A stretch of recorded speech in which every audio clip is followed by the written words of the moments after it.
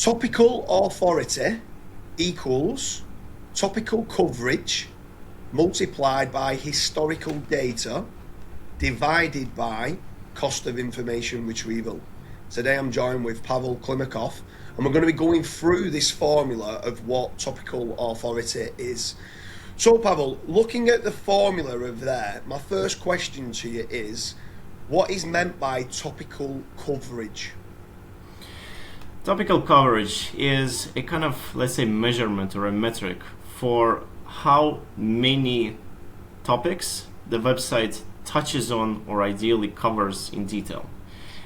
In another, maybe more technical way, you can think about it, the amount of pages, separate pages that the website has that are touching on a kind of topic or a subtopic in ideal scenario where all of these pages have some kind of connection or relation to themselves.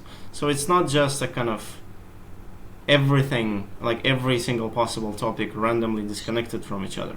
It's a tightly connected circle of, let's say, topics that are very strongly related. Yeah, for anyone who's watching this, I strongly recommend checking out a link in the description about the site radius score. I go into detail about how wide you can go on a website. Pavel has got an amazing way and a concept about playing a game and how connected they are, because the amount of people that seem to go too wide and the topics aren't connected, and then you're leaving in orphan pages, and it actually can have a detrimental effect.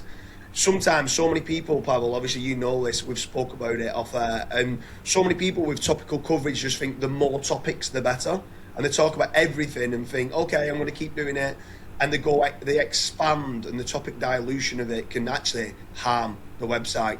But the next part on that, so you've got topical coverage and it's all interconnected, all nicely together. What is meant by multiplied by historical data? Historical data in a simple way is just the, let's say, kind of historical log that Google stores in terms of how people behave on this website. How often do they visit? How many pages they visit per session? Do they return back to the site? Do they store it in their bookmarks, favorites?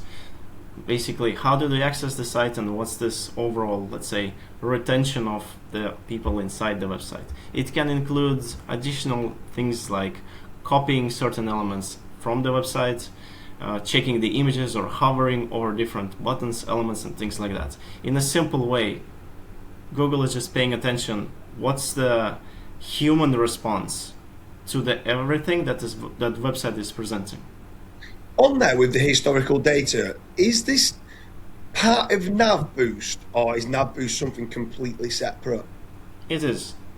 And then is traffic, does CTR come into play, or even like social shares or backlinks? Does that form part of historical data as well? What I believe is mostly connected to the human signal in itself. However, there is a kind of,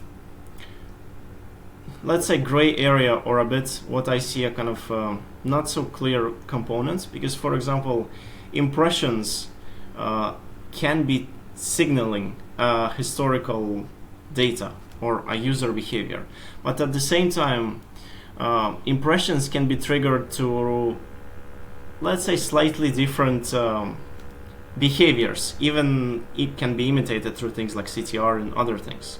And the point here is that technically, even though somebody searched for a topic, your website showed up somewhere, it was not an available option for them to click on.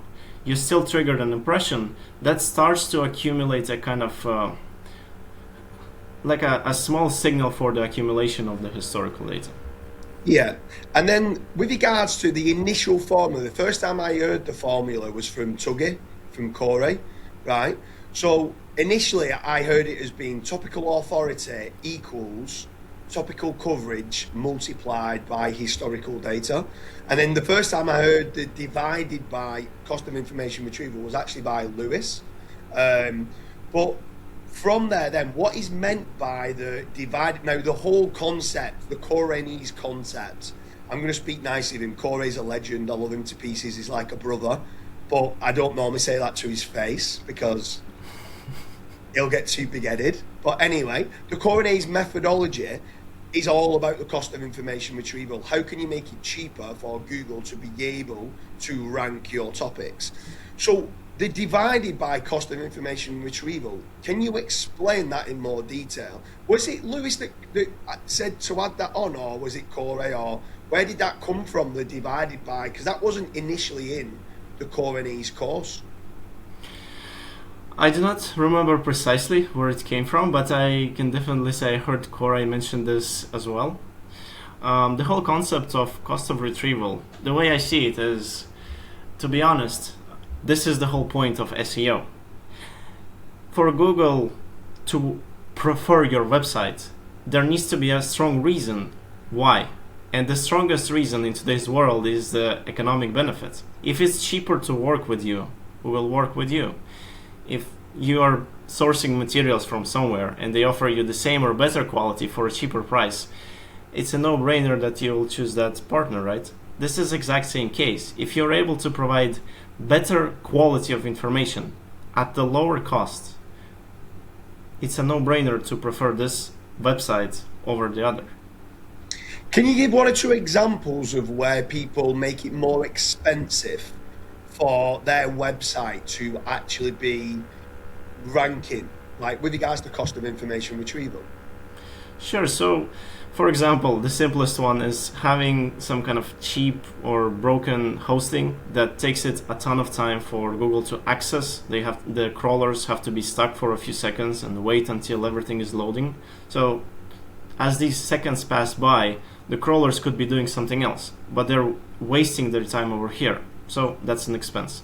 Another point, let's say we have let's say an article specifically dedicated to should I install a kind of like snow or ice blocking elements on the roof, or like what's the benefit or what's the reasons to do that. And imagine that the article starts to talk about like, hey, I am this roofer and I've been doing this for many years and I live there and work there. That was not the main promise of the article. We were promised to discuss this mechanism and whether we need it or not.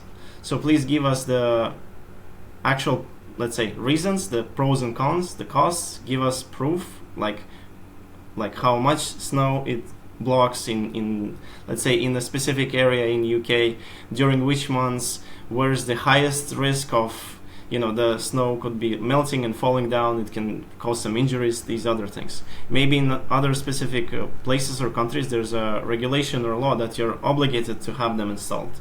So things like that. And since you mentioned Lewis, let's say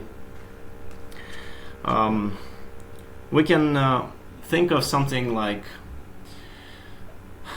including just a simple schema element that takes your components of the information you provided and, let's say, zips them or compresses into a very, very easily structured type of format, which is extremely easy for bots and crawlers to process. It's like a near instantaneous understanding of everything that is presented without having to do any kind of extra computation to try to interpret what has been said on that specific page. Sounds great. So anyone who's watching this, with regards to the Topical Authority framework, Topical Authority equals topical coverage multiplied by historical data divided by cost of information retrieval. Let me know whether you've studied the Topical Authority framework in the comment section. Pavel, it's been an absolute pleasure. Likewise, James. Thank you.